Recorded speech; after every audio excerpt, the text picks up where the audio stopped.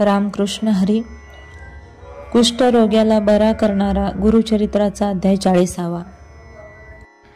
श्री गुरु गाणगापुरास असताना नरहरी नावाचा एक कुष्ठरोगी ब्राह्मण त्यांना शरण आला आणि वंदन करून म्हणाला, स्वामी, मी आपला नाव लौकिक ऐकून आपल्या चरणाशी आलो आहे.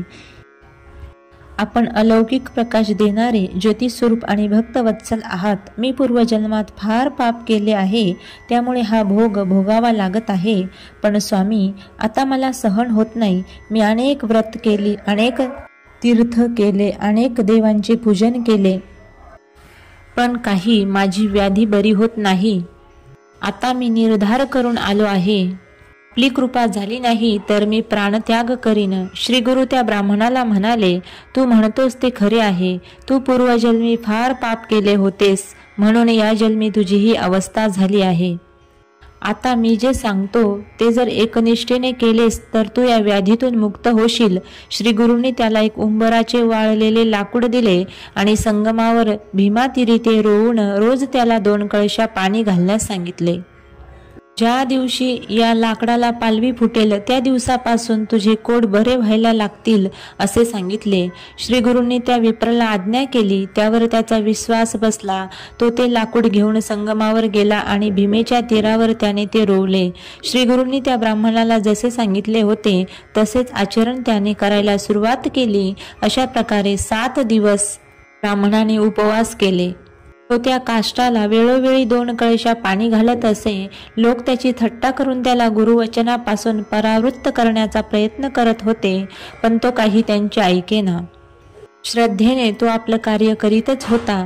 शिष्याचे बोलणे ऐकून श्री गुरु म्हणाले, त्याच्या अंतकरणात जसा भाव असेल तशी त्याला सिद्धी प्राप्त होईल. शिष्याला केवळ गुरुवाक्य म्हणजेच अंतिम वचन असते. महत्व असते ते भक्तिभावाला. अंतकरणात जशी भक्ती असेल तसेच होईल. श्रद्धेचे बळ किती असते ते सांगण्यासाठी श्री गुरूंनी शिष्यांना काही पुराणातील कथा सांगितल्या.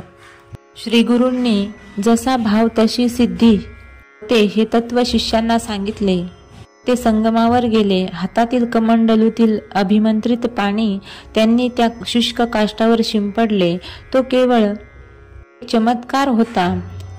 तो तात्काळ लाकडाचा औदुंबर वृक्ष झाला आणि त्या ब्राह्मणाची कोडाची व्यथा नष्ट होऊन त्याचे शरीर निरोगी झाले.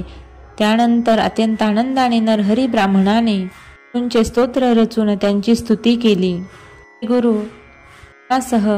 शिष्यासह परत आले. ब्राह्मणाला गुरूंनी जोगेश्वर असे नाव दिले व त्याचा आपला सर्वात श्रेष्ठ भक्त म्हणून त्याचा गौरव केला.